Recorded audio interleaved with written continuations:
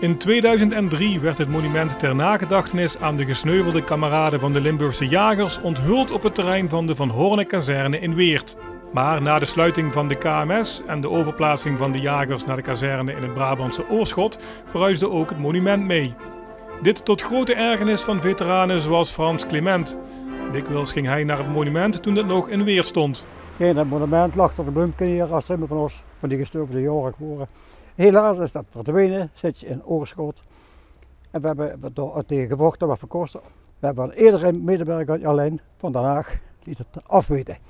En dat is de dank dat we er 4 jaar in die hebben gevochten voor hond en bul. Dat ze ons zo behandelen. Ze weten, niemand kan ze indenken wat we in werkelijkheid kunnen nog niet vertalen. Wil ik ook niet. Ik gewoon dat met mij doet. Nu lijkt er goed nieuws, want de provincie wil het stukje grond waarop het monument in Oorschot staat in erfpacht overnemen van Defensie. Toch is dat maar een doekje voor het bloeden in de ogen van Frans Clement. Nou, ik vind dat wel een mooie geste.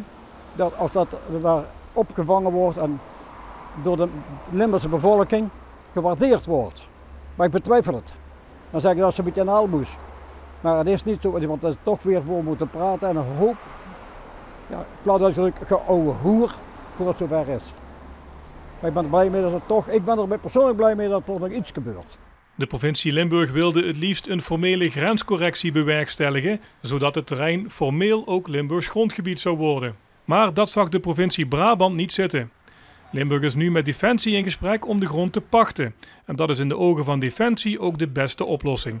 Want het monument fysiek verplaatsen naar Limburg, dat zal niet meer lukken. Dat het in Limburg moet staan, dat snap ik. Vandaar dat ik zeg dat ik de emotie begrijp. In dit geval heeft de politiek met de bezuinigingen besloten dat de diverse kazernes die Limburg had, dat die gesloten moesten worden door de loop der jaren heen. Wanneer de erfpachtovereenkomst formeel wordt gesloten is nog niet bekend.